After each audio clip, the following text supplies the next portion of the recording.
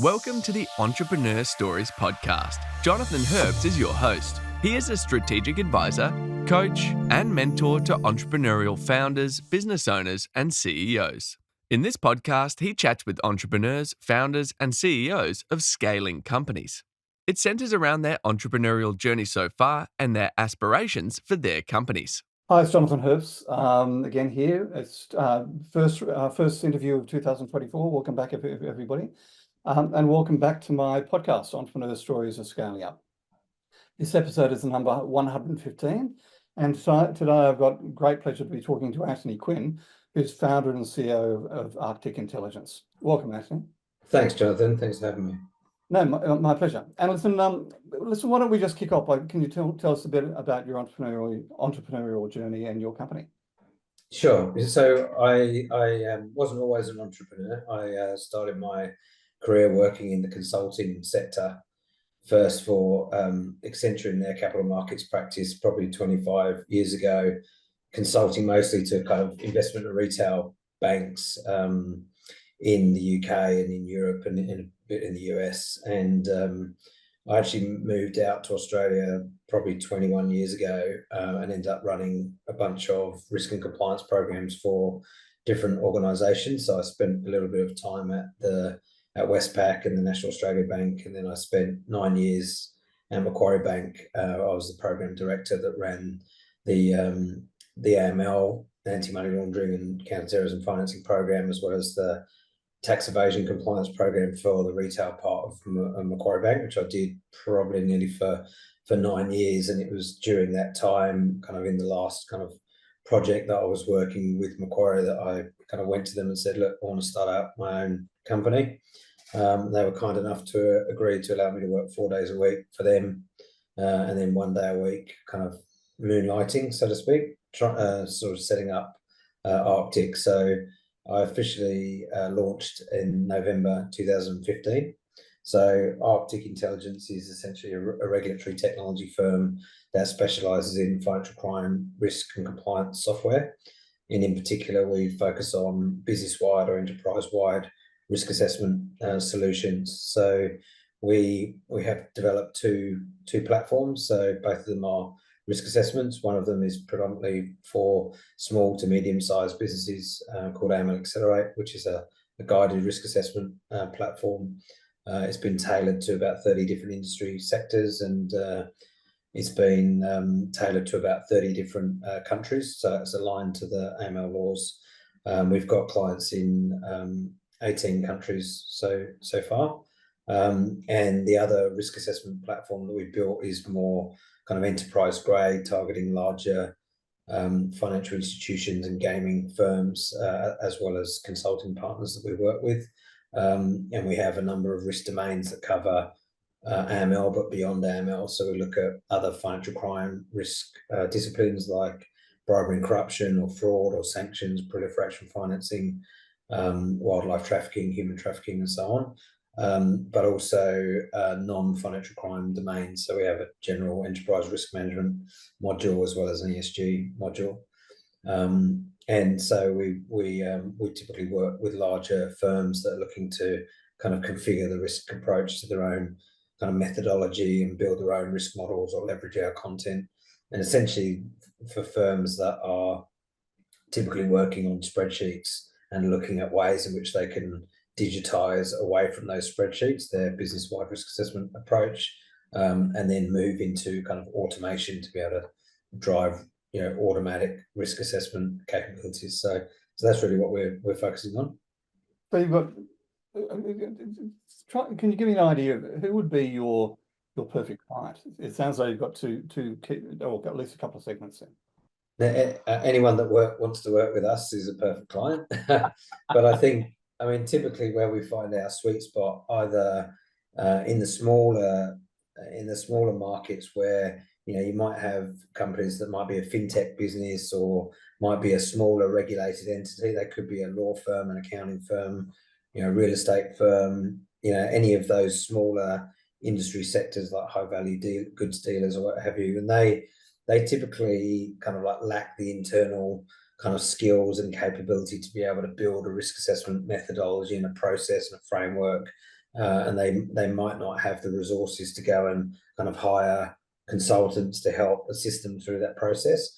So typically, organisations that come to us for that particular product are on the small to mid-size end, and that hasn't always been the case actually, which is why we set about building the risk assessment platform, because we thought that the larger, more sophisticated firms needed a lot more configurability over their risk assessment process.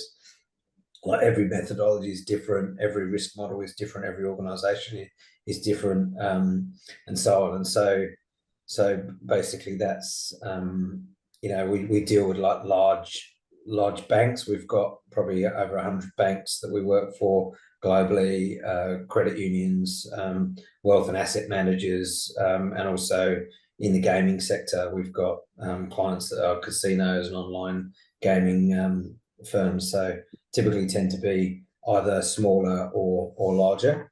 That's kind of what I enjoy about the business. We're still able to help a lot of organizations regardless of whether they are, regardless of their size, because I think a lot of it boils down to less their size and more where they sit on the maturity spectrum towards digitizing and automating financial crime risk assessments. That makes sense. Sorry about that, bang. I'm going to say I didn't hear it. We've just had another big storm just literally hitting us right now. So whereabouts are you? I'm in Sydney in Australia. Okay, batten down the hatches. It's about an hour and a half away. Okay, sounds good. Okay, so you've had it's an interesting background. So, corporates, consulting, corporates, entrepreneurship. If you had to start from scratch, are there any aspects of your personal leadership or leadership development that you prioritize more? I think in terms of starting from scratch, I think people don't really have much of a clue about what they're getting in for when they sort of, you're in the dreaming phase. When you think, oh, I'd like to go and work for myself. I'm sick of working in corporate land. I want to try and do something. And everything kind of really shifts from that point, because you go from being a salaried employee where everything is nice and comfortable and cozy, and you're used to getting a very good salary regularly, and there's very little risk. The risk profile that you've got as an employee is low. Like the worst that can happen is you get fired, made redundant, or need to go and find another job, and typically that is protected against anyway. Whereas you find yourself when you're starting out, your own business for the first time. In my own personal experience, while I was working at Macquarie, I was pretty much bootstrapping the business. So I probably put $700,000 of my own money into it. Then I quit Macquarie after building a kind of a prototype, and then didn't draw a salary for 2 years, nothing, and not a bean.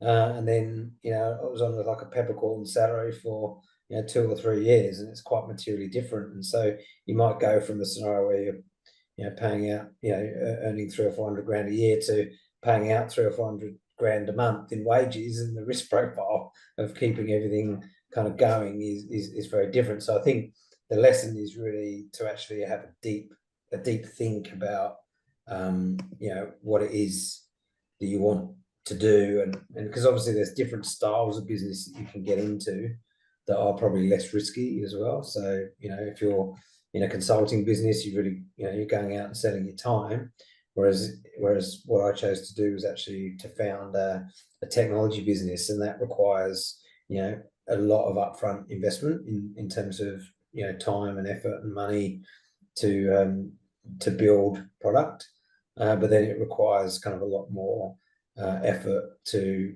continue to innovate and things like that. So I think in some ways, in terms of like the personal reflections, it's more around, I guess, some of the things that can be your biggest strength, also your biggest weakness. I think if you just jump in and think, well, which is my attitude, like, this can't be that hard, let's give it a crack, have a go. Turns out it actually is hard. But by That's that stage, you're up to your neck in it, and it's like that's where the dogged determination kicks in. You're like, well, I've come too far now. Like we just got to like grind it out. So I think that you can't be too hard on yourself about that. But nobody really gives you a training manual around. Okay, you want to be an entrepreneur? Like here's where to start. Here's and then you're basically learning everything for the first time. Like what should go in a shareholder agreement? How do you bring on employees when you don't have any money to pay them? How do you raise capital? How do you set up employee share option plans? How do you build a product team? How do you build business operation processes and sales and marketing and legal and finance and tax and R&D and everything else that goes into a business? Is pretty much you're learning, and because you learn, a lot of it is trial and error, and you make a lot of errors. Like you make a lot of dumb decisions along the way, and I've made more than my fair share of them. Well, join the party. Yeah, no, well, maybe I could just and look, I'm very similar to you. I came out of big business, big jobs in banking, went into property, thinking all my clients made millions out of property. Surely I can do the same, and back into big corporates, running a 3,000 person team and as a CEO, and then my own consulting company. Like I've gone back to front in many ways, but it's fascinating. And you and I were just talking when we started. Yeah, we've both decided to change operating systems. I've decided to go with a Mac, and you've decided to go from that Mac to Microsoft. And when you're in business by yourself, like, how in the hell do I learn how to use this bloody thing? Like, it's quite such a different. Yeah, you take it for granted a bit when you think, right, I've got a problem. Call up my IT team. Oh, wait, that's me. Exactly in the early stage. Exactly right. I think that, if I could encapsulate the lesson, perhaps you and I both learned the hard way, is find the right mentors to help you, make less mistakes. But having said that, one of those things about success is you've got to be prepared to make mistakes. Totally.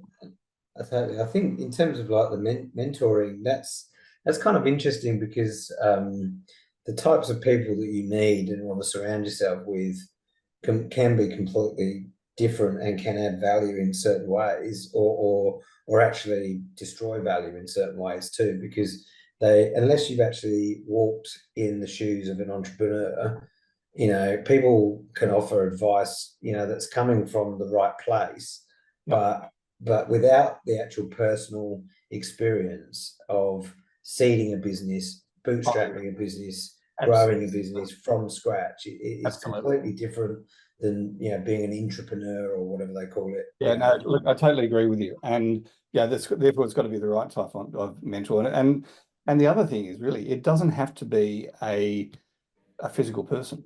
It's and as you say, look, we learned this the hard way, but there are a dozen books that are out there that I would recommend to any new entrepreneur that would fast track their experience unbelievably. But knowing where to go, and I call them my virtual mentors. Have you read the Founder's Dilemma? I have. That I wish I had read 5 years before I did read it. I didn't read it prior to setting up the business, but that is probably the standout book for me that I would recommend people read, because it's got every decision that you can think of or you're faced with as a founder. Should you be a sole founder, which I am, or should you found with co-founders? Who are those co-founders? How do you actually find them? Build equitable kind of contributions and reward structures, and it just literally goes through every. Do you bootstrap it? Do you look for capital? Where do you look for capital? Who do you want as investors in your business? All those kind of things, right the way through to kind of exit and other kind of like disaster scenarios along the way. It's a really good book. That's probably the only one that I recommend anybody that's asking me. I'm thinking about starting out on my own. What do you think? Read that and let's have a chat. Yeah. Hey, so tell me, you're an entrepreneur, you're a sole founder. How do you balance your personal life with the demands of running a business? Honestly, really badly. There is no kind of personal life and business life. It is the lines are incredibly blurred, and regardless of how much you don't want them to be blurred. Like I said before, we've got clients now in 18 countries, and we're in RFPs in countries, and obviously Australia is not the friendliest place to live from a time zone perspective, albeit it's a beautiful country and I wouldn't want to live anywhere else. But often, I'm doing calls at 6 in the morning and doing calls at 10 at night. I've got 2 kids as well, so you just try and do your best to be able to balance your life around your work and your work around your life. But it's not easy, and the stakes are incredibly high. Like it's like the big difference between being a kind of an employee versus an entrepreneur in terms of like the risk profile. You have to succeed, because if you do not succeed, the consequences of not succeeding, not just for you, because you're the crazy one that started this kind of journey, but I think about our team, I think about their families, I think about my own family, and think about the sacrifices that I've made, that they've made, that their partners and their kids and whatever have made going on the journey with me, and that really kind of motivates you to keep going, and some cases that really, I guess, pushes the boundaries between what's normal and what's normal and what's not normal in terms of your life and your work. But it certainly opens up a lot of like challenges personally, and you really need kind of good understanding support network around you. Like you need understanding spouses or partners or family or whatever, because it's going to be an absolute roller coaster. Even 10 years in, for us, it's a roller coaster. We're doing well, we're grinding through, but I don't think you can ever sit there and go, yeah, we've made it, because like you're constantly innovating, trying to grow, juggling a million things, family, and it goes back, I think, to the mentoring point as well, is that you can't always talk to everybody that like if you've got issues with shareholders, or you've got issues with like capital, or issues with like there's some stuff that you have to, you can't really bounce off some people in and around the business because of the the worry or the impact that might have. So you got to kind of shoulder a lot of that, but then also find the people that can help and that have been there before and have actually walked in your shoes, because really there's a lot of people with a lot of advice and opinions, but unless you've really been in the trenches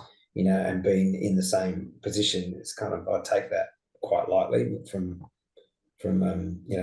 advice from corporates that have never run a business from scratch. It's just very different animals. Totally agree. It's really interesting. I like you, running my own business. I decided to have a lifestyle business this time, right? Still have 9 staff. I have to worry about their families. And it never goes. But one of the things I spent a lot of time working with my founder CEO clients is how to get.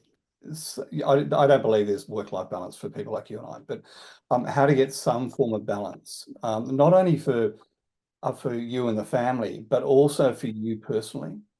Yeah. Getting time for you to get away. And like I read a blog some time ago, which was, I only have good ideas while I'm walking or when I'm in the shower. My good ideas come from when I do carve out some time away and get away either with a family or by myself, and sail or walk, and suddenly out of nowhere the really sharp special Yeah. strategies come out of nowhere.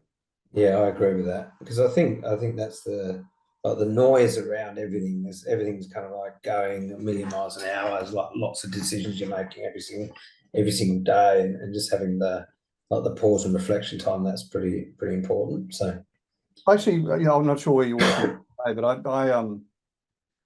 with one of my clients, we actually closed his office in the business, and so he goes into the business a couple of days a week. He goes into a boardroom, meeting room type environment, and he does the meetings and makes the decisions he needs to make there. And then we carve out time for him to work, from a separate office, just him, to actually work on the business, and we found it very effective. That's pretty much what I do. Like, we had a big office pre-COVID, like a lot of people, and everyone was coming in, every day, all the time. And then, like most people, we kind of switched that to a mostly remote scenario. So I've got an office which is 2 minutes down the road from where I live, and then we've got an office in the city that we go to, typically meet up like one or two times a week. And because we've got those sessions where we know everybody's going to be together, we spend a fair bit of time kind of talking and workshopping and kind of thinking things through, collaboratively. I generally do think that, two heads are better than one, and 10 heads are better than five, whatever the analogy is. But I think, really, by getting people together in that kind of scenario, then it definitely kind of fosters that. But then I think after that kind of like retreating time where you're like, okay, right, I've got my job to do, I've got stuff that I need to get involved with, and being quite compartmentalized around the amount of time in a day you can give to a certain thing. You kind of have to be quite disciplined around what you do and what you don't do, and you don't always get it right, but you do your best. Tell me, how many employees do you have now? We've got 15. Right. So when you're looking to employ, what do you look for in employees, and how do you then build that? Yeah, we've talked about the positive culture in the office a couple of days a week, but how do you build the positive culture? I think in terms of how we employ, we've actually got kind of a mix. So we've got 15 full-time employees, but we employ more people that around the business that are kind of part-time, and I'll kind of talk a little bit about that. But I think first and foremost, the biggest criteria, obviously having some experience helps, but I think most of all, having the right attitude is really important. Like, it is a roller coaster. You're working at like a very fast pace. The expectations are pretty high from everybody around your own performance, as well as that in the team. So I think having people that really kind of understand the mission, understand the vision around what you're trying to achieve, long term, big picture, and then being really open and transparent about where you actually are. Like, we set ourselves some goals. Did we achieve them? No. Why not? What things are working well, what things are not working well. What do we need to do to improve across every area?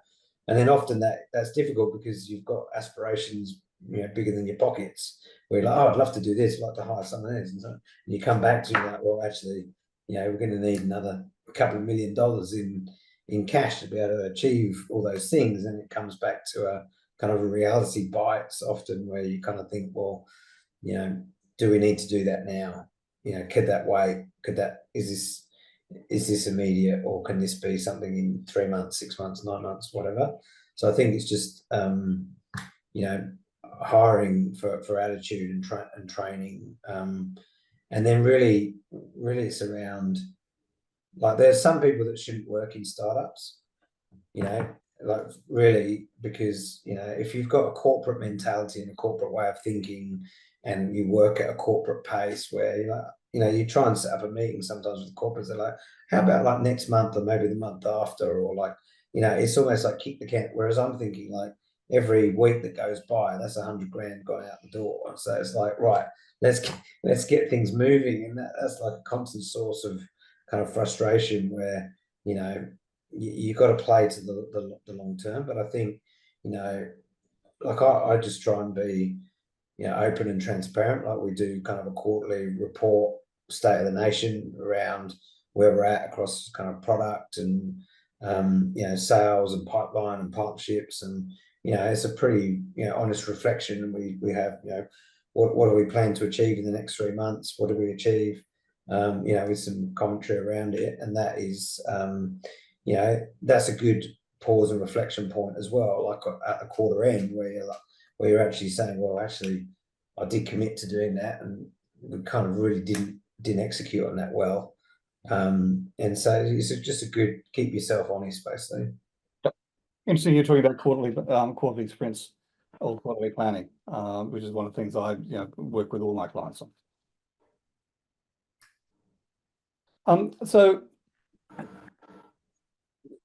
biggest learning since you've been a business owner, what do you reckon it would be? Oh God, could be all day. Well, I think there is kind of no overnight success. I mean, there are obviously like a few things that just go off like a rocket, like ChatGPT or whatever. Taylor Swift. Just listen to a lot of Taylor Swift in the car with my daughter. So like there's people. Well, I mean, even them, if you think about it, they've been grinding. How long did she train to be a singer? Exactly. So I think people that have a short-term view, they think, right, I'm going to jump out of a corporate, I've got to get a business going, and then within a year I'm going to flip that around and I'm going to live the easy life. Like that's kind of a fool's errand. I think the key thing is that a lot of it is around aspiration, but most of it is around perspiration.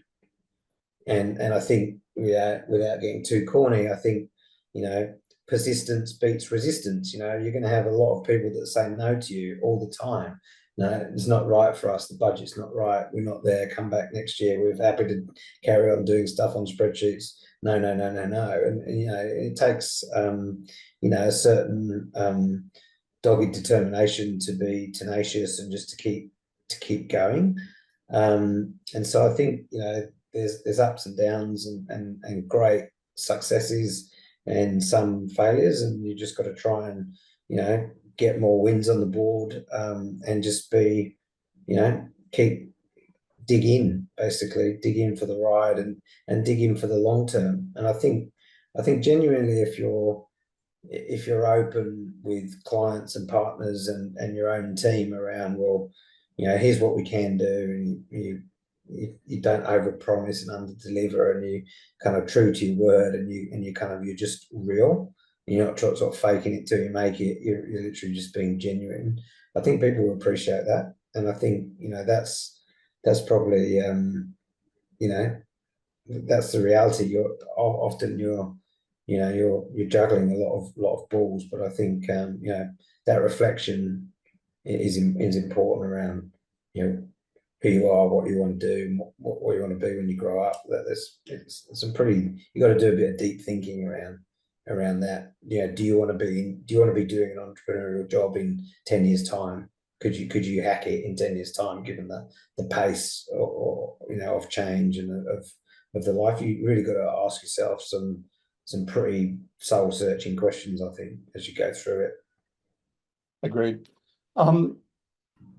So what do you see as your biggest challenges now and going forward?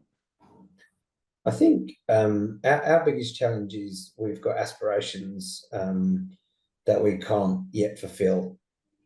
I think we're operating in 18 countries, but we don't have a physical presence in a lot of those countries. So we're obviously doing a lot of stuff, juggling a lot of things across time zones. We're probably under-resourced to do the things that we're taking on. So that is a challenge, but it's one that we relish, and also one that we've proven time and again that we can support. So we could, but it requires a lot of effort, and that is a challenge in the long run. Like the you can't burn out. That's the challenge, and that's a balance, a balancing act. I think, like, I guess in the heyday when all the VCs and everyone was kind of throwing money out around like no tomorrow, that I found quite hard, because the expectations were quite alien to how I think and want to operate. Like, we want to basically build a successful business, and we make decisions that are kind of sound and solid. Whereas I think a lot of that kind of went out the window. It's like, well, here's $5 million, go and like hire 20 people, hire them within 3 months and 6 months, and then all of a sudden the revenues will come. And it's kind of, it doesn't really work like that in my experience. And I think now, seeing that the mindset changing around kind of investors that are looking for fiscally responsible CEOs that aren't, it's very easy to grow a business if you've got like $10-20 million to throw at people and throw at marketing and throw at product development, but it's a much more challenging scenario where you're actually where you're kind of like growing things and trying to get to a point where you're in control of your own destiny, and not like the puppet master. There's no puppet master behind the scenes pulling your strings. Yeah, no, it's been, we've definitely seen the changes, and my clients have certainly seen the changes. I've had one in particular, actually, an ex Macquarie Bank person who CEO founder, who actually moved his family to the US, because of fundraising. And it's just talking to him every fortnight. It's really interesting the way things have changed over the last 6 months from a venture capital perspective. Yeah, definitely. So, when you think of the word successful, which leader or entrepreneur resonates with you? I don't know. I think they're all a bit crazy at some level. I think you have to be.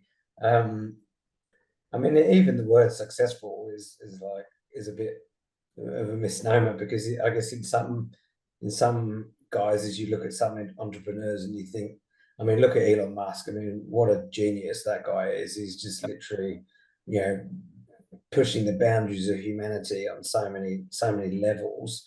And then you think, well, that guy's successful, is the richest guy in the world, whatever. Like, look at the personal lives, like, 10 kids, like, I don't know, like, it's kind of like all about what drives you. And as kind of funny story, if you'll indulge me, I came home excited one day because a friend of mine was doing this CEO cookout where the CEOs go and cook meals for the homeless, and I came back to my wife and I said, I'd really like to do that.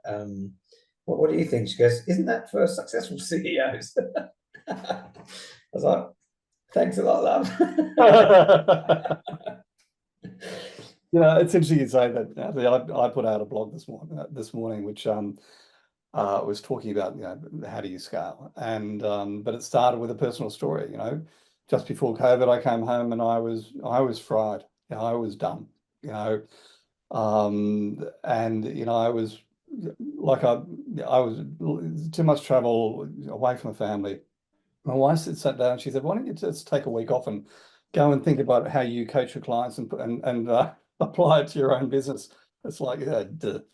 Yeah, I think often, like, those closest to you have got some bloody sound advice more than any mentor you could ever meet. And listening to them, and I wish I'd listened to my wife a lot more, because she's a lot eminently more intelligent and switched on in many aspects. So I have one just like that. I have a 10-year-old daughter who most of the time I'm sure is much smarter than I am. Yeah, mine too. She's 9 and she's going on 19. So you mentioned one book, Founder's Dilemma. Any other books or podcasts you'd recommend? I mean, to be honest with you, most of the books that I read aren't really sort of business related books. I mostly read around crime, financial crime. I love that topic. I read it. Pretty much read most of the books that come out in and around that space. So, I mean, there's a whole bunch of books in that arena that have been fantastic and really fascinating for people that are involved in the sort of financial crime kind of compliance community to really kind of think about the why. That is really the why, like, the personal suffering that happens because of the result of financial crime, understanding those kind of stories, and some of them are pretty horrific. That's really what sort of spurs me on. So they're the main sort of books that I read. That makes sense. And also in some ways takes your mind off the day to day. Yeah, absolutely. Okay. Last question. Any last piece of advice or parting words for aspiring entrepreneurs out there or entrepreneurs of growing companies? I think, it's a bit about what I was saying before. It's really around, perseverance, and being able to dust yourself off and, carry on going, like that persistence beats resistance. You need to be persistent at what you're doing because you're going to face a lot of resistance. And I think, those that are, resilient, those that kind of get back up, those that learn and listen, like if we lose a deal or we lose a customer or we really want to know what happened. Was it us? Was it them? Was it, is it out of our control? Could we have done something better or different? Or, it's really genuinely learning and listening, and then acting, like actually, and applying that, and then not being too hard on yourself if things don't go to plan. Like there's no kind of hockey sticks in this kind of game. It's like a 2 steps forward, 1 step back, and I think it's just being, persistent enough to get everything kind of bedded in. That's probably the parting words that I'd give for anyone. So okay, great advice. Thank you so much. Thank you very much for your time, Jonathan. I really appreciate that. Oh, look, I mean, I said this a lot on the podcast. This has become one of those things that in my business that is like it's one of the things I really enjoy. And I only do this bit of it. Everything else is done. All the arranging is done by others. But it's the conversations are phenomenal. Yeah, I appreciate the opportunity because there's only a few people that actually want to hear most of the people around me like I'm sick of talking about it. So I think just be able to like vent and whack to the record and share. If there's one person that gets one bit of advice that they find helpful, that's a result. Oh, that's right. And like in all of these, your number 115, there are there's been some gems in this conversation as there always are. So I really appreciate it. Yeah, thank you. Thanks, Jonathan. Cheers. If you are hearing this message, you've listened to the entire episode, and for that, we want to thank you from the bottom of our hearts. We hope you enjoyed this new episode, and if you did, please subscribe on YouTube, Apple Podcasts, Spotify, or wherever you watch/listen. It helps this channel more than you know, and the bigger the channel gets, the bigger the learning gets. Please share this episode with others who may be interested in entrepreneur stories of scaling up. If you want to be a guest on the podcast, please send an email to admin@scaleupgrowth.co. Put "be a guest" in the subject line and tell me a little about yourself. If you want to gauge where your business growth potential is and identify where the biggest opportunities in your business lie or where the key needs that you need to concentrate on right now are, take our assessment where you will receive personalized advice for improvement. It's quick and free. Go to scaleupgrowth.scoreapp.com. If you would like to work with me one-to-one, I love coaching and get the best outcomes that way. Send me an email at jonathan@scaleupgrowth.co and put one-to-one in the heading. Tell me a bit about your business and let's see how we can apply a great strategy for your business. So that's it for this week. Tune in next time for more great learnings from a scaling entrepreneur.